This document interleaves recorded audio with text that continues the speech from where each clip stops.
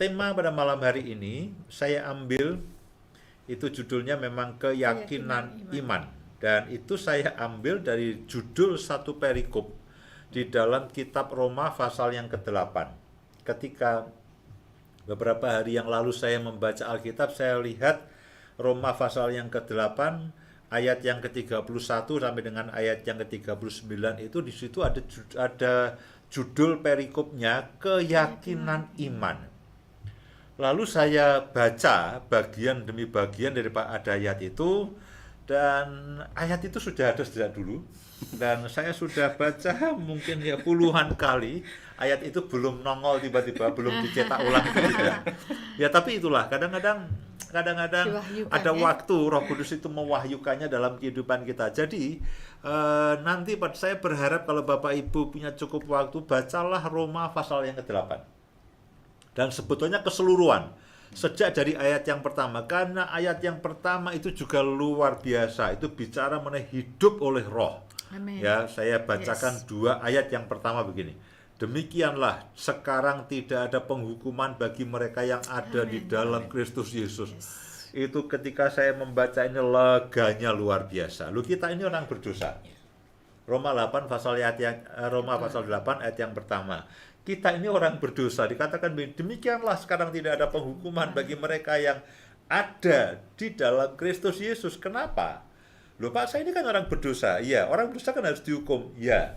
Ya, orang berdosa kan hukumannya itu apa? Upah dosa adalah maut. Iya, kematian kekal selama-lamanya. Itu betul, sama aja dengan orang hutang harus dibayar.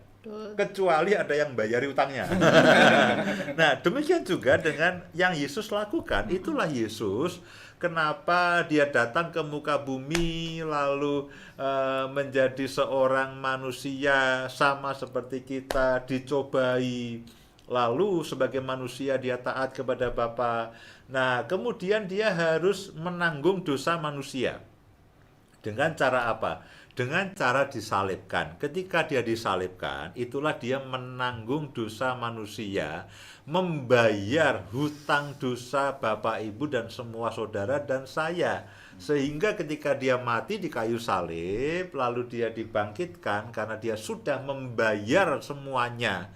Sama dengan kalau seorang yang terpenjara itu sudah membayar hukumannya, kan lalu dibebaskan. Nah, dia sudah membayar dengan lunas, lalu dia menang atas semua keadaan itu, menang atas maut, dia bangkit.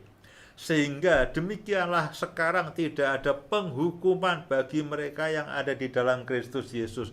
Saudaraku, ayat ini melegakan luar biasa. Jadi alih-alih saudara tertuduh, alih-alih saudara merasa terintimidasi, alih-alih saudara merasa tidak layak, alih-alih saudara merasa tidak berguna, alih-alih saudara merasa sangat berdosa. Sebetulnya kalau kita masih merasa sangat berdosa, Pak, saya ini berdosa, aduh, dan sebagainya.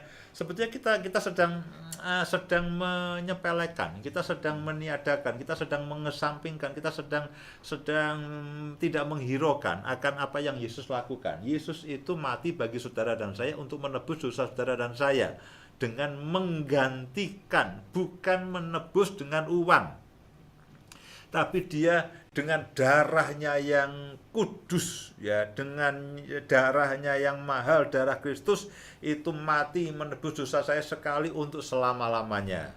Nah, jadi ayat yang kedua ini juga luar biasa. Ini repot ini. Kalau saya baca ini semua ayatnya luar biasa. Saya baca semuanya bisa 3 jam nggak rampung.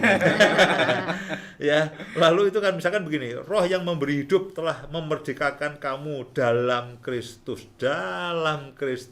dari hukum dosa dan hukum maut. Karena itulah Bapak Ibu Saudara, pastikan kalau ada di antara saudara yang sementara saudara mendengarkan firman ini, saudara belum pernah menerima Yesus sebagai Tuhan dan Juru Selamat, saudara belum pernah, Tuhan ampuni dosaku, aku butuh keselamatan yang kekal. Saudara hanya cukup percaya dan mengatakan, Tuhan Yesus, aku percaya kepadamu sebagai Juru Selamat, ampuni dosaku, tebuslah aku dengan darahmu yang kudus. Amen. Itu cukup. Amen. Dengan perkataan seperti itu saudara sudah menjadi percaya.